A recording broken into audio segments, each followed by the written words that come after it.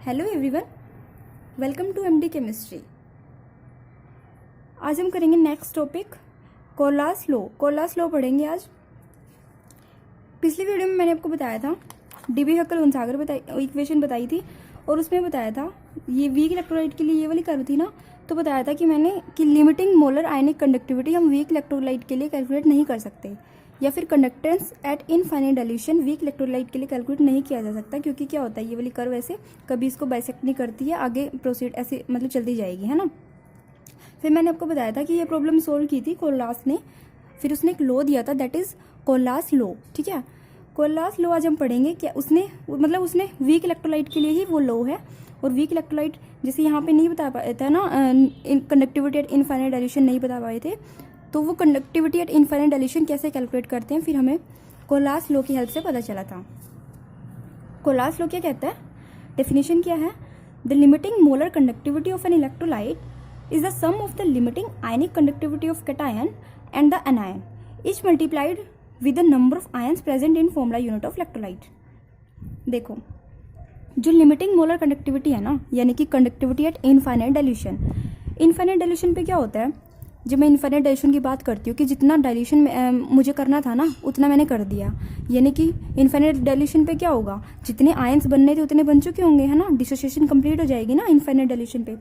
जब dissociation complete हो जाती है, जो कंडक्टिविटी होगी वो क्या होगी, कंडक्टिविटी एट इनफाइनाइट डाइल्यूशन, यानी कि लिमिटिंग मोलर कंडक्टिविटी। उसको कैसे कैलकुलेट करेंगे, जो लिमिटिंग मोलर कंडक्टिविटी है ना वो क्या होगी, सम होगी किस किस का, ionic conductivity of cation and anion कि क्या होंगे, वहाँ पर डिसोसिएशन कंप्लीट हो जाएगी, यानी कि कैटायंस और एनायंस आपके जितने बनने होंगे उतने बन चुके होंगे।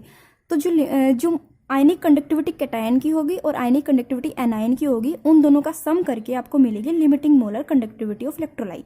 ठीक है, इलेक्ट्रोलाइट में क्या होंगे, कैटायंस भी होंगे और एनायंस भी होंगे। तो इलेक्ट्रोलाइट के लिए अगर मुझे कैलकुलेट करनी है ना लिमिटिंग मोलर कंडक्टिविटी, तो वो क्या होगी, सम होगा किस किस का, limiting ionic conductivity of cation and anion. ठीक है, देखो यहाँ पे लैम्डा नोट एम निकालना है मुझे, AX BY कोई इलेक्ट्रोलाइट है, उसके लिए मुझे लैम्डा नोट एम निकालना है। ठीक है, यानी कि लिमिटिंग मोलर कंडक्टिविटी निकालनी है। तो कैसे निकलेगी, X into lambda note of cation plus Y into lambda note of anion. ठीक है, इस लैम्डा को ना थोड़ा ऐसे दिखाओ।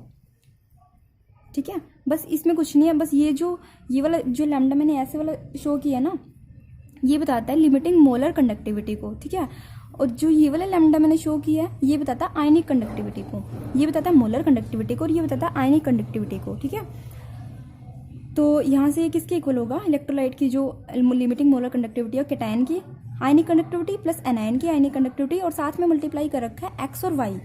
ये एक्स वाई क्या है, यहाँ पे देखो AX यानी कि एक्स कंपोनेंट है ना ए के, वैसे ही वाई।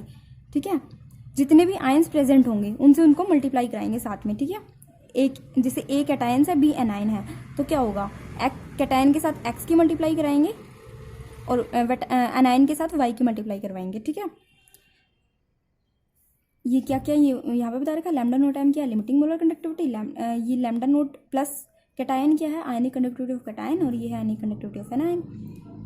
उसके बाद अगर ये तो जनरल बात हुई AX BY के लिए, अगर जैसे NaCl के लिए निकालना है मुझे, NaCl इलेक्ट्रोलाइट दे दिया, उसके लिए बताओ लिमिटिंग मोलर कंडक्टिविटी कैसे निकालोगे। तो कैसे निकालोगे, limiting ionic conductivity of cation plus ionic conductivity of anion, ionic conductivity cation की और एनायन की दोनों को ऐड कर देंगे तो आपको क्या मिल जाएगी, limiting molar conductivity of electrolyte मिल जाएगा। ठीक है, वैसे जैसे KCl के लिए निकालना है लिमिटिंग मोलर कंडक्टिविटी, तो कैसे निकालोगे, limiting ionic conductivity of K positive plus ionic conductivity of Cl negative, यानी कि कैटायन यहाँ पे K पॉजिटिव कैटायन है, Cl नेगेटिव एनायन है, कैटायन की आयनिक कंडक्टिविटी और एनायन की आयनिक कंडक्टिविटी को ऐड कर दूंगी तो मुझे क्या मिल जाएगा, लिमिटिंग मोलर कंडक्टिविटी। अब ये तो बात हुई मोलर कंडक्टिविटी की। ठीक है, और अगर इक्विवेलेंट कंडक्टिविटी कैलकुलेट करनी है तो वो कैसे करोगे, वैसे इक्विवेलेंट कंडक्टिविटी भी करेंगे। ठीक है, कि जो इक्विवेलेंट कंडक्टिविटी है ना किसी भी इलेक्ट्रोलाइट की, वो क्या होगी, वो भी सम होगी किस किस का, ionic conductivity of cation plus ionic conductivity of anion. ठीक है, यहाँ पे C मैंने कैटायन के लिए लिखा है और A मैंने एनायन के लिए लिखा है।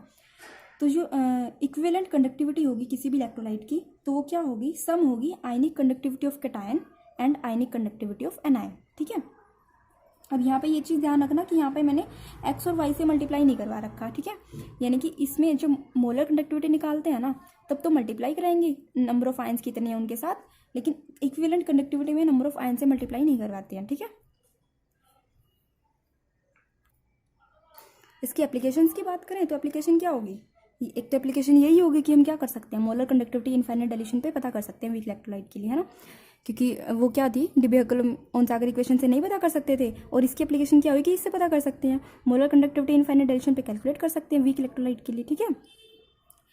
तो कैसे, जैसे एग्जाम्पल CH3COH क्या है, एक वीक इलेक्ट्रोलाइट है, एसिटिक एसिड, तो ये किस में डिसोशिएट होता है, CH3COH, CH3COO negative plus H positive, है ना, कैटायन और एनायन में। तो फिर यहाँ से अगर मुझे वो चाहिए ना मोलर कंडक्टिविटी निकालनी है CH3COH की, तो मैं कैसे निकालूंगी, limiting ionic conductivity of anion, limiting ionic conductivity यानी कि lambda note of CH3COO negative plus lambda note of H positive, ठीक है, limiting ionic conductivity of anion plus limiting ionic conductivity of cation, तो मुझे क्या मिल जाएगी, मोलर कंडक्टिविटी मिल जाएगी, ठीक है। अब जैसे ये है दूसरा एग्जाम्पल, मुझे मोलर कंडक्टिविटी निकालनी है Al2SO4 थ्राइस की, ठीक है, इस इलेक्ट्रोलाइट की निकालनी है, तो ये किस में डिसोशिएट होता है, Al2SO4 थ्राइस को जब मैं ओपन करूंगी तो कैसे ओपन होगा, 2Al3 पॉजिटिव ऐसे डिसोशिएट होता है प्लस 3SO4 2 नेगेटिव, ऐसे डिसोशिएट करते हैं इसको जी। यहाँ पे इसके नीचे लिखा होता है ना जैसे Al2, तो उसका इस 2 को आगे लिखेंगे 2Al, फिर यहाँ पे क्या होगा, पॉजिटिव चार्ज आएगा, और साथ में जो इसके साथ वाला जो होगा ना, जो यहाँ पे ये 3 होगा, ये 3 इसकी पावर में चला जाता है ऐसे, मतलब ये ऐसे जाता है, ये 2 नेगेटिव इसके साथ जाएगा SO4 के साथ, और ये 3 पॉजिटिव जाएगा Al के साथ, ठीक है। और जो ये 2 और 3 इनके आगे आते हैं, तो ये कैसे डिसोशिएट होगा, 2Al 3 पॉजिटिव प्लस 3 ये SO4 3 मोलिक्यूल है ना SO4 के, तो 3SO4 चार्ज क्या आएगा 2 नेगेटिव, ठीक है। SO4 पे तो चार्ज एल्यूमिनियम की वजह से आएगा, और एल्यूमिनियम पे चार्ज SO4 की वजह से आएगा, है ना, तो इसी वजह से एल्यूमिनियम पे 3 पॉजिटिव चार्ज है क्योंकि SO4 के कितने मोलिक्यूल हैं 3, और SO4 पे 2 नेगेटिव चार्ज है क्योंकि Al के कितने मोलिक्यूल है 2, ठीक है। तो फिर यहाँ से इसकी निकाल ली मोलर कंडक्टिविटी, तो कैसे निकली, molar ionic conductivity of aluminium plus ionic conductivity of sulphate, ठीक है। तो ionic conductivity of Al3 positive, ionic conductivity of SO4 2 negative, और साथ में यहाँ पे जितने भी नंबर ऑफ आयंस होते हैं उससे मल्टीप्लाई करवाते हैं ना, तो यहाँ पे एल्यूमिनियम के कितने आयंस हैं, यहाँ पर देखो डिसोसिएशन जब करवाई थी तो एल्यूमिनियम के 2 आयन थे ना, तो 2 से मल्टीप्लाई करवाएंगे, और सल्फेट के कितने आयन थे SO4 के 3 आयन थे ना, तो यहाँ पे 3 से मल्टीप्लाई करवाएंगे, ठीक है। तो नंबर मल्टीप्लाई कैसे करवानी है वो समझ आ गई कि जितने आयंस होंगे ना उससे उसकी मल्टीप्लाई करवाते हैं। अब न्यूमेरिकल करते हैं, ठीक है। Calculate lambda note m for acetic acid, acetic acid के लिए निकालनी है आपको lambda note m। Lambda note m क्या है, molar conductivity at infinite dilution, और आपको ये वाली इन्फॉर्मेशन दे रखी है, ठीक है। लैम्डा नोट m HCl के लिए दे रखा है, लैम्डा नोट m NaCl के लिए दे रखा है, lambda note m CH3CO Na के लिए दे रखा है, और एसिटिक एसिड के लिए आपको निकालना है। एसिटिक एसिड का फॉर्मूला क्या होता है CH3COOH, ठीक है। देखते हैं इस न्यूमेरिकल को, देखो आपको चाहिए लैम्डा नोट m किसके लिए, CH3COOH के लिए, है ना, तो वो कैसे कैलकुलेट करोगे आप, lambda note of cation CH3COO negative plus lambda note of anion और कैटायन ऐसे निकाल लोगे, है ना। अगर आपको आयनिक कंडक्टिविटी CH3COO नेगेटिव की पता हो और H पॉजिटिव की पता हो तो आप दोनों को ऐड कर दोगे और आपको क्या मिल जाएगी, लैम्डा नोट m मिल जाएगा एसिटिक एसिड के लिए, है ना। अब ये चीज़ कैलकुलेट करनी है मतलब मुझे, और ये वाली इन्फॉर्मेशन है मेरे पास, इस इन्फॉर्मेशन का भी यूज़ करते हैं। देखो lambda note m of HCl, मैं इसको क्या लिख सकती हूँ, ये लिख सकती हूँ lambda note of Cl negative plus lambda note of H positive, है ना। Lambda note of m NaCl दे रखा है, मैं उसको लिख सकती हूँ lambda note of Cl negative plus lambda note of Na positive, है ना। कैटायन और एनायन के फॉर्म में मैं इसको ब्रेक करके लिख रही हूँ बस। Lambda note m of CH3COO Na दिया हुआ है, इसको मैं लिख सकती हूँ लैम्डा नोट किसके लिए, CH3COO negative plus lambda note of Na positive, ठीक है। मैंने इनको ब्रेक करके लिख लिया आयंस की फॉर्म में। अब इसकी वैल्यू दे रखी है ना आपको, lambda note m for HCl कितना दे रखा है 426, मैं यहाँ लिख लेती हूँ 426 इसकी वैल्यू दे रखी है। NaCl के लिए वैल्यू दे रखी है 126, एंड CH3CO नेगेटिव के लिए वैल्यू दे रखी है 91। ये इन्फॉर्मेशन है मेरे पास। और मुझे चाहिए अब lambda nought CH3COO negative plus lambda nought H positive. और ये 3 इक्वेशन है मेरे पास, equation first, equation second, equation third. अब तीनों इक्वेशन का यूज़ करके मुझे ये चीज़ निकाल के लानी है। सिंपल जो मेथड हम मैथ में यूज़ करते हैं कैलकुलेशन का, कैसे मल्टीप्लाई करके ऐड अप करना है वो सब करेंगे। ठीक है, देखो मुझे चाहिए lambda note CH3CO negative plus lambda nought H positive. देखो इन इक्वेशन में कहाँ है, ये रहा लैम्डा नोट CH3CO नेगेटिव, ये रहा, और H पॉजिटिव कहाँ है, ये रहा लैम्डा नोट H पॉजिटिव। तो मैं क्या करूँ, मैं फर्स्ट और थर्ड इक्वेशन को ऐड कर दूँ। फर्स्ट और थर्ड इक्वेशन को ऐड करूँ तो मुझे क्या मिलेगा, देखो मुझे लैम्डा नोट CH3CO नेगेटिव भी मिल जाएगा, लैम्डा नोट H पॉजिटिव भी मिल जाएगा, है ना, जो मुझे चाहिए वो मिल जाएगा। लेकिन साथ में जब ऐड करूंगी ना इस इक्वेशन को इस इक्वेशन को, तो आपको क्या मिलेगा, साथ में Cl नेगेटिव भी मिलेगा और साथ में Na पॉजिटिव भी मिलेगा, है ना। लेकिन मुझे चाहिए क्या, मुझे तो सिर्फ CH3COO नेगेटिव चाहिए और H पॉजिटिव चाहिए। और ये जो जब इनको ऐड करेंगे तो Cl नेगेटिव और Na पॉजिटिव साथ में एक्स्ट्रा आएगा, तो इसको मुझे यहाँ से हटाना है ना। तो इससे हटाने के लिए मैं क्या करती हूँ, इस सेकेंड इक्वेशन को इसमें से माइनस कर देती हूँ। क्या करती हूँ, फर्स्ट और थर्ड इक्वेशन को ऐड करती हूँ और सेकंड को उसमें से माइनस कर देती हूँ। तो जो फर्स्ट और थर्ड को ऐड करूँगी तो CH3CO नेगेटिव H पॉजिटिव बचेगा रहेगा जो मुझे चाहिए, साथ में Cl नेगेटिव और Na पॉजिटिव आएगा। फिर इस इक्वेशन को जो मैं माइनस करूँगी ना, तो Cl नेगेटिव और Na पॉजिटिव, Cl नेगेटिव से Cl नेगेटिव कैंसिल हो जाएगा, Na पॉजिटिव से Na पॉजिटिव कैंसिल हो जाएगा, और आपको जो चाहिए वो मिल जाएगा। ठीक है, करते हैं adding equation first and third and subtracting equation second. ठीक है, इन दोनों को ऐड करूंगी और इसको माइनस करूंगी, समझ आ गया। अगर मैं इन दोनों को ऐड करती हूँ तो क्या मिलेगा, H पॉजिटिव मिल जाएगा, CH3CO नेगेटिव मिल जाएगा, यानी कि lambda note of H positive मिल गया plus lambda note of CH3CO negative मिल गया। ठीक है, मैं डायरेक्ट कर रही हूँ, ये मिल गया। साथ में यहाँ पे H पॉजिटिव भी मिले, साथ में H पॉजिटिव भी मिलेगा और Na पॉजिटिव भी मिलेगा। फिर मैंने इस इक्वेशन को माइनस किया, जब इस इक्वेशन को माइनस करूंगी तो Cl नेगेटिव से Cl नेगेटिव कैंसिल हो जाएगा, Na पॉजिटिव से Na पॉजिटिव कैंसिल हो जाएगा। ठीक है, तो यहाँ पे सोल्व करते हैं इसको।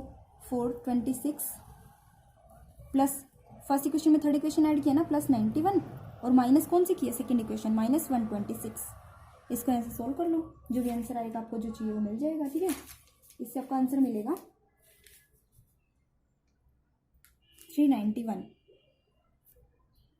ठीक है, ये क्या मिल जाएगा आपको, lambda nought H positive plus lambda note CH3CO negative की वैल्यू मिल गई। वो क्या था, वही तो था लैम्डा नोट M CH3COH, वही निकालना था lambda note M for acetic acid. ठीक है, ऐसे करोगे कैलकुलेशन। इसके लिए ना शॉर्ट ट्रिक भी बता देती हूँ आपको एक। ठीक है, नहीं शॉर्ट ट्रिक अभी नहीं बताऊंगी, अभी आप ऐसे ही करोगे, उसके बाद शॉर्ट ट्रिक बताऊंगी बाद में। ठीक है,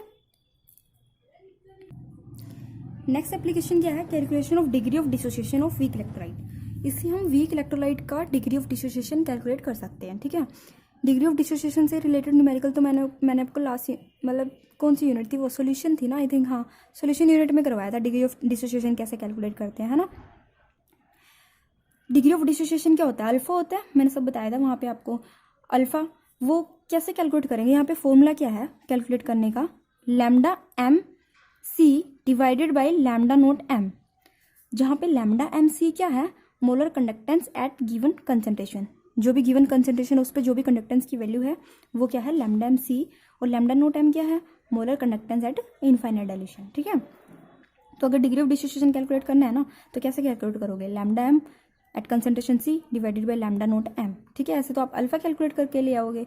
उसके बाद डिसोसिएशन कांस्टेंट कैसे कैलकुलेट करते हैं, K a is equal to C alpha square divided by 1 minus alpha. ये फॉर्मूला मैंने आपको उस यूनिट में भी बताया था। ठीक है, तो आप इससे डिग्री ऑफ डिसोसिएशन कैलकुलेट कर सकते हो, क्योंकि डिग्री ऑफ डिसोसिएशन कैलकुलेट करने के लिए आपको अल्फा चाहिए, और अल्फा आप यहाँ से कैलकुलेट कर सकते हो लिमिटिंग मोलर कंडक्टिविटी से। यानी कि लिमिटिंग मोलर कंडक्टिविटी आप कैसे कैलकुलेट करोगे, कोलास लॉ से ही कैलकुलेट करोगे ना, तो यानी कि कोलास लॉ की एप्लीकेशन हो गई। अब न्यूमेरिकल करते हैं। At 298 Kelvin, the specific conductance of 0.1 molarity acetic acid solution was found to be this.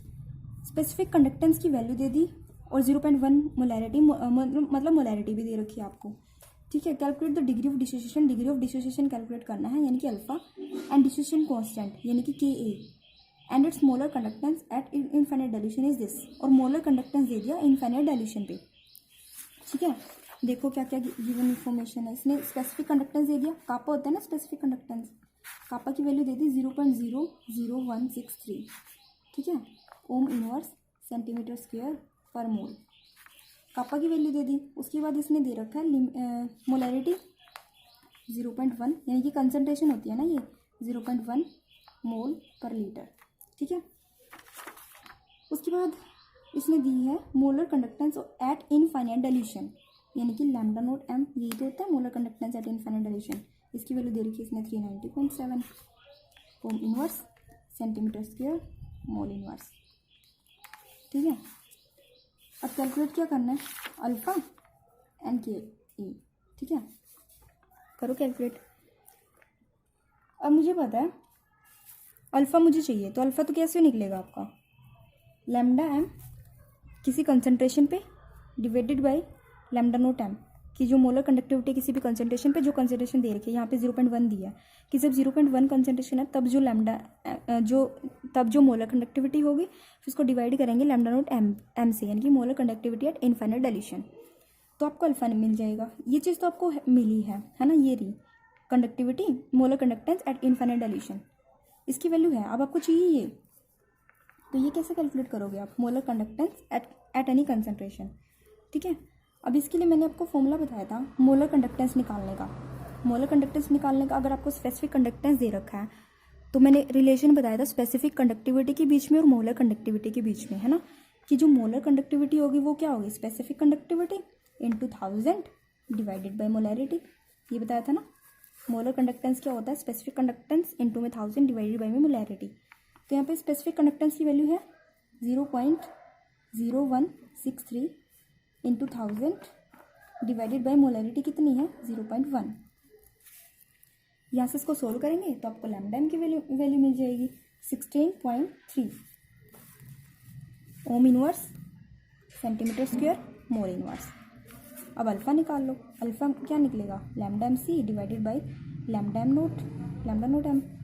तो यहाँ से इसकी वैल्यू निकाल ली 16.3 divided by lambda note M की वैल्यू कितनी है 390.7, है ना। इसको सोल्व कर लो, यहाँ से 0.0417 आपको मिल जाएगी अल्फ़ा की वैल्यू। अब अल्फ़ा निकाल लिया, अब क्या निकालना है, के ए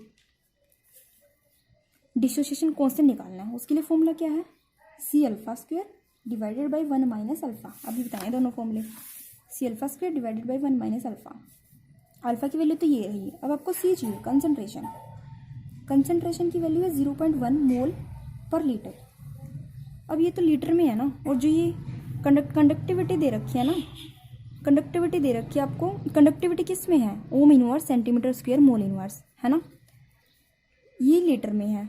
तो मुझे सेंटीमीटर में चाहिए ना, इसको कन्वर्ट करने के लिए सेंटीमीटर में कन्वर्ट करूँगी तभी जाके आप यहाँ पे यूज़ कर पाऊँगी। तो यहाँ से कंसंट्रेशन मोल पर लीटर में है, तो इसको कन्वर्ट करना है किसमें, सेंटीमीटर की फॉर्म में।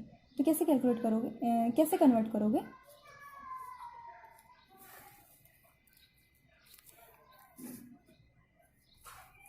आपको पता है ये कि 1 सेंटीमीटर क्यूब किसके इक्वल होता है 1 ml के, बहुत बार बताया मैंने आपको। तो यहाँ से देखो 1 सेंटीमीटर क्यूब होता है 1 ml के इक्वल, तो यहाँ से 1 सेंटीमीटर क्यूब किसके इक्वल हो 1 ml को मैं लीटर में चेंज कर रही हूँ क्योंकि मेरे पास क्या है, लीटर है। तो मैं लीटर में चेंज करूँगी तो क्या होगा, मिली क्या होता है, मिली 10⁻³ होता है ना, तो मिली की जगह मैंने रख दिया 10⁻³ लीटर। तो यहाँ से 1 लीटर की वैल्यू क्या आ जाएगी, ये 10⁻³ है, इधर लेके आएंगे तो 10⁻³ हो जाएगा, तो 10⁻³ सेंटीमीटर क्यूब।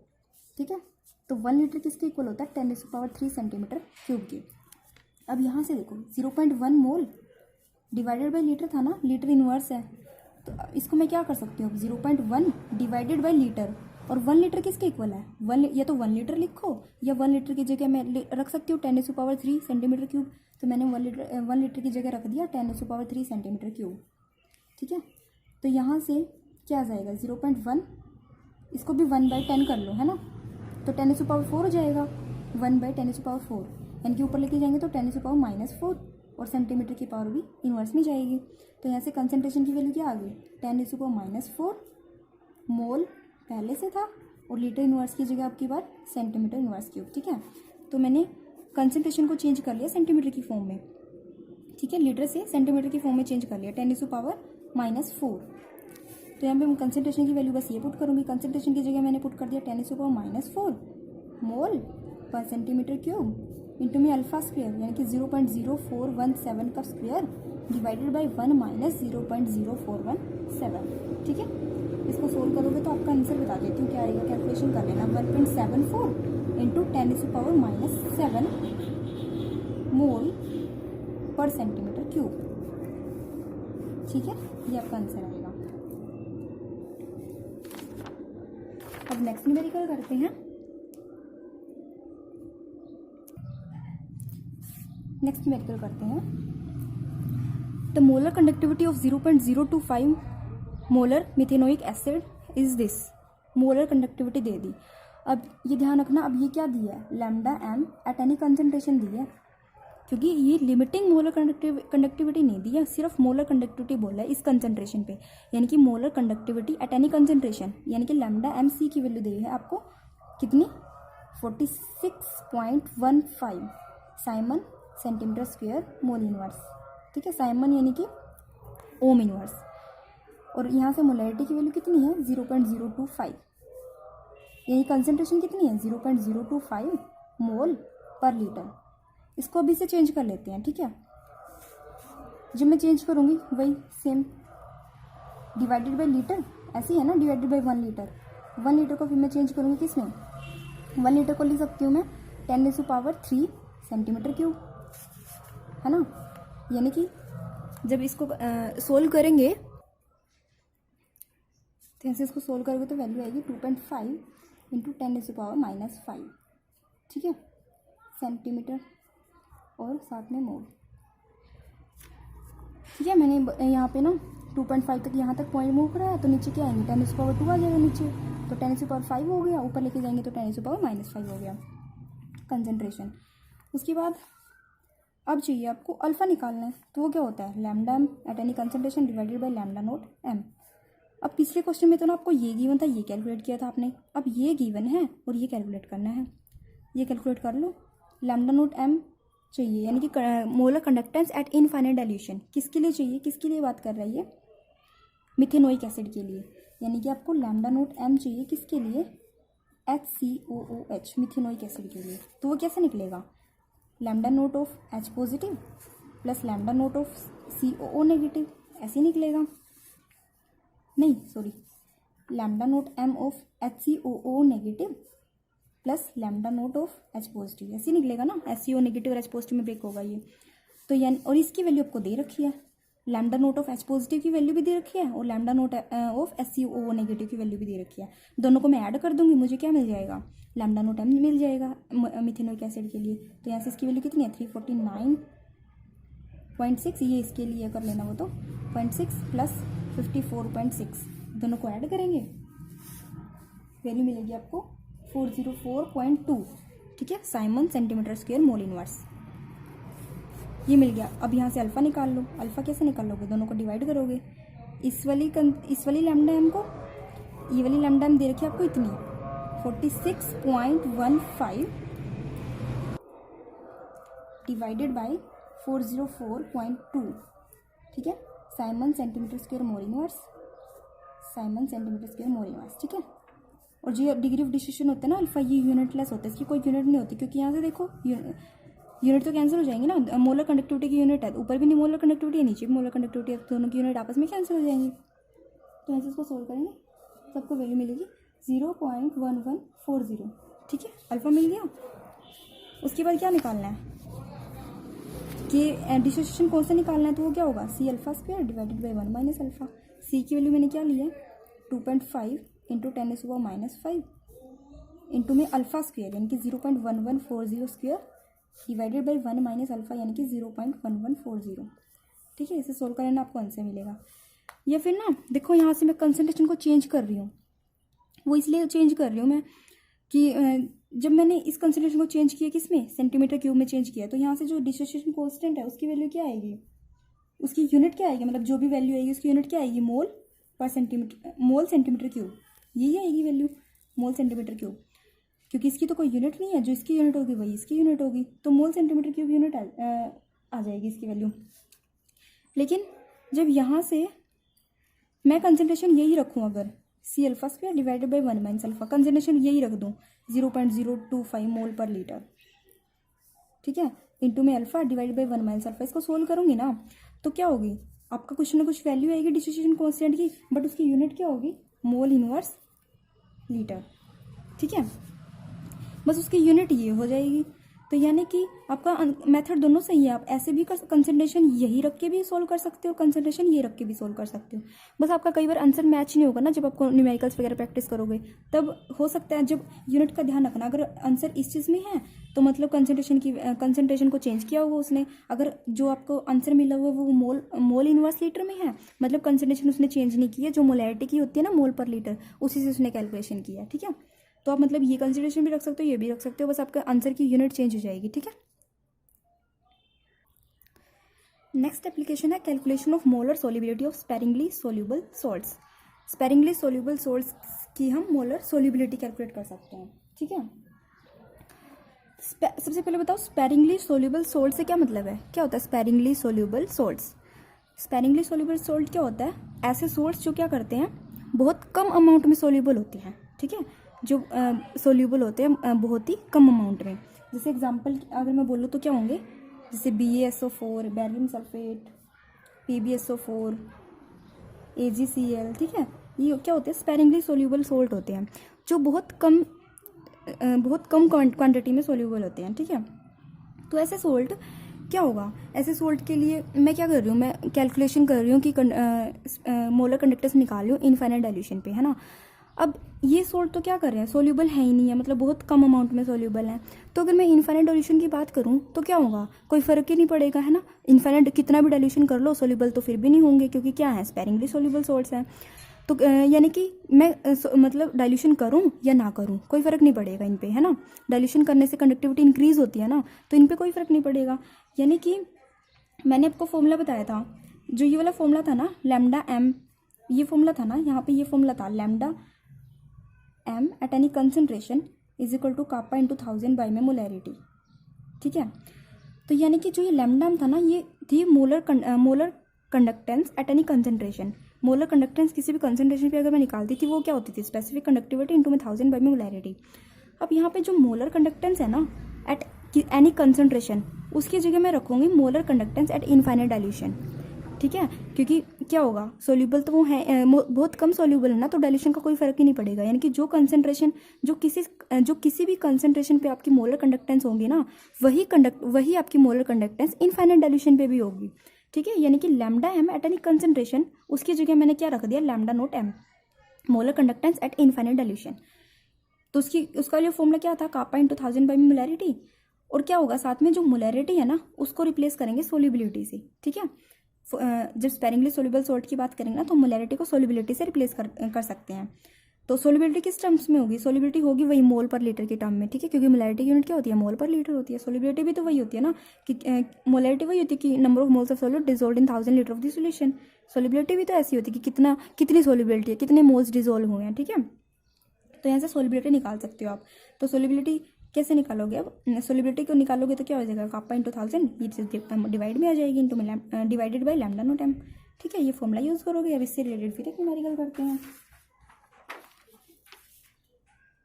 इसने बोला है the specific conductance of a saturated solution of AgCl is this. Specific conductance दे रखा है, यानी कि कापा स्पेसिफिक कंडक्टेंस की वैल्यू दी है AgCl के लिए 1.826। अब आपको ध्यान होना चाहिए कि AgCl क्या होता है, स्पेरिंगली सोल्यूबल सॉल्ट होता है, 10⁻⁻6 सेंटीमीटर। आपको स्पेसिफिक कंडक्टेंस की वैल्यू दे दी, उसके बाद सोल्यूबिलिटी निकालनी है, ठीक है। सोल्यूबिलिटी निकालनी है तो फॉर्मूला मैं यही वाला यूज़ करूँगी कि जो सोल्यूबिलिटी है ना स्पेरिंगली सोल्यूबल सॉल्ट की, वो कैसे कैलकुलेट करते हो आप, kappa into 1000 divided by lambda note M. अब कापा की वैल्यू तो उसने दे ही रखी है, इससे इजी न्यूमेरिकल क्या हो सकता है, और लैम्डा नोट एम कैलकुलेट करोगे इन्फॉर्मेशन से। लैम्डा नोट एम चाहिए आपको किसके लिए, AgCl के लिए, है ना। AgCl के लिए चाहिए तो क्या होगी, lambda note of Ag positive plus lambda note of Cl negative, ठीक है। तो यहाँ से Ag पॉजिटिव के लिए वैल्यू कितनी है 61.92 प्लस Cl नेगेटिव के लिए है 76.34